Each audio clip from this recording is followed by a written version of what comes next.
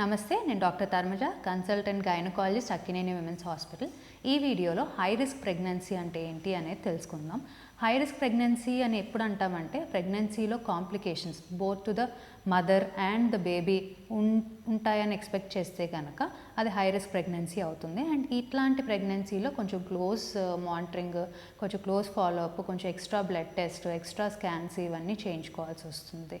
So ఏం factors high risk ప్రెగ్నెన్సీకి lead చేస్తాయంటే, ఒకటి ప్రీ ప్రెగ్నెన్సీలో కొన్ని risk factors like already expecting మదర్కి హైపర్ టెన్షన్ కానీ, డయాబెటీస్ కానీ, థైరాయిడ్ ప్రాబ్లం కానీ, లేకపోతే బాగా సివియర్ ఎనీమియా ఉన్నా, ఆర్ కొంతమందికి ఏంటంటే కిడ్నీ డిసీజ్లు ఉంటాయి, ఆటో ఇమ్యూన్ డిసీజ్ అంటాము, అట్లాంటివి ఏమన్నా ఉన్నా, ఆర్ మరీ బాడీ వెయిట్ బాగా ఎక్కువ ఉండి ఒబేసిటీ ఉన్నా, లేకపోతే మరీ తక్కువ బాడీ వెయిట్ ఉన్నా అట్లాంటి వాళ్ళకి. అండ్ కొంతమందికి ఏంటంటే బ్లడ్లో చిన్న చిన్న బ్లడ్ వెసల్స్లో క్లాట్ అయ్యే టెండెన్సీస్ ఉంటాయి. అట్లాంటి వాళ్ళు కూడా హై రిస్క్ ప్రెగ్నెన్సీకి వెళ్ళే అవకాశం ఉంటాయి. అండ్ కొన్నిసార్లు గర్భసంచిలో కణితులు ఉంటాయి, ఫైబ్రాయిడ్స్ అంటాం. ఆ ఫైబ్రాయిడ్స్ ఉండి ప్రెగ్నెన్సీ వస్తే కనుక అప్పుడు కూడా హై రిస్క్ ప్రెగ్నెన్సీ అవ్వచ్చు. రెండవది, ప్రెగ్నెన్సీలో ఏమేమి హై రిస్క్ ప్రెగ్నెన్సీ కింద వస్తాయి అంటే, మల్టిపుల్ జెస్టేషన్ అంటే ట్విన్స్ కానీ, ట్రిప్లెట్స్ కానీ, లేకపోతే ప్రెగ్నెన్సీలో కొంతమందికి షుగర్ వస్తుంది, జీడిఎం అంటాం, జెస్టేషనల్ డయాబెటీస్ మెల్టస్ అంటాం. ఆర్ హైపర్ టెన్షన్ ఉంటుంది కొంతమందికి, ప్రీ ఎక్లాంప్సియా అంటాము. అవి అప్పుడప్పుడు సివియర్ అయితే కనుక ఫిట్స్ కూడా వచ్చే అవకాశం ఉంటుంది.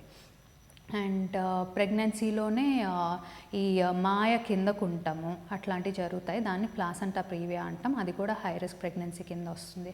కొన్నిసార్లు ఈ గర్భసంచి ముఖద్వారం లూజ్గా ఉండటం వల్ల, ఆల్రెడీ ప్రీవియస్గా ముందే డెలివరీలు అవ్వటం, టర్మ్ కాకుండా ప్రీ టర్మ్ డెలివరీస్ అంటాం, అట్లా అవ్వటం.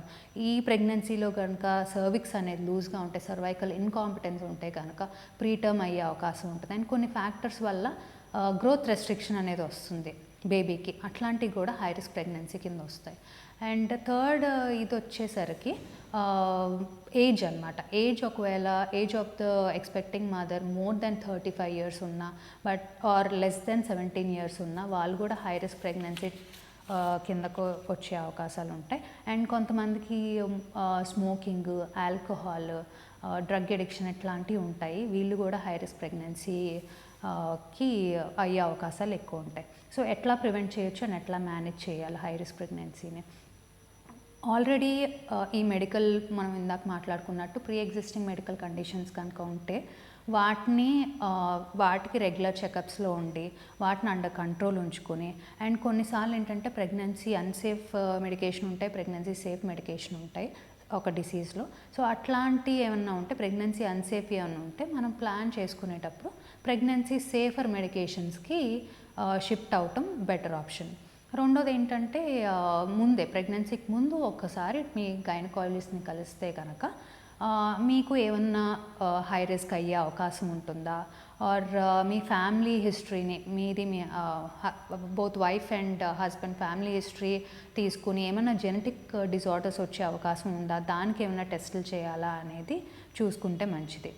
అండ్ ప్రెగ్నెన్సీలో అయితే ఎర్లీగా డాక్టర్ దగ్గరికి వెళ్ళి కన్ఫర్మేషన్ దగ్గర నుంచి రెగ్యులర్ విజిట్స్లో ఉండి, and prenatal vitamins like folic acids, iron, calcium, vitamin D ఇట్లాంటివి వేసుకుంటూ హెల్తీ డైట్ తీసుకుంటా, హెల్తీ వెయిట్ మెయింటైన్ చేసుకుంటా ఉంటే, అండ్ ఎవరికైతే కొంచెం బ్లడ్ ప్రెషర్ ఇవన్నీ వచ్చే, షుగర్ అవన్నీ వచ్చే టెండెన్సీస్ ఉంటాయో వాళ్ళు రెగ్యులర్గా బీపీ మానిటరింగ్ చేసుకుంటా, రెగ్యులర్గా షుగర్ మానిటరింగ్ చేసుకుంటా ఉండి అండ్